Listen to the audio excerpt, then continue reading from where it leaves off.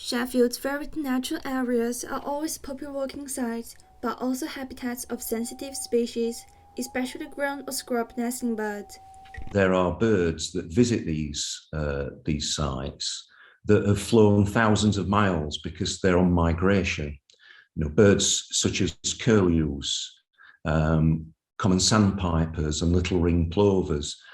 Probably a lot of the public will not have heard of these birds, but the fact that sometimes people walk around and unintentionally will disturb these birds, and that might be dog walkers, it might just be walkers, it might be cyclists.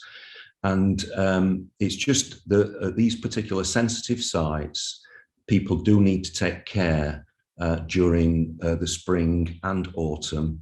And it's just a case of not going down to the water's edge, not letting dogs run loose into the water.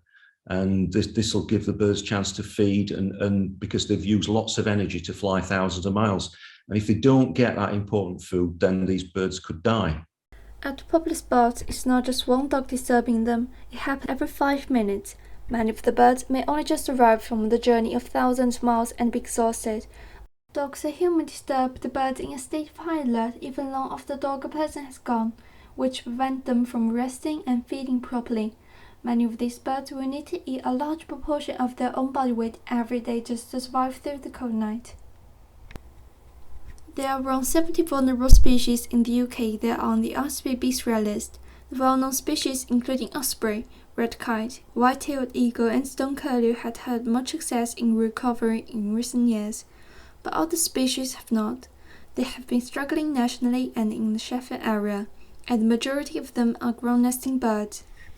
The turtle dove, which I haven't seen for many years in the Sheffield area. And then we can come on to ground nesting birds, which is why it's important to stick to the footpaths.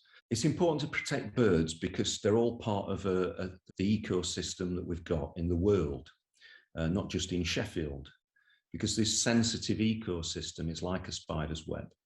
And when it's complete, then it's quite strong. But if you start to cut out little parts of it, then it weakens it until eventually it will collapse.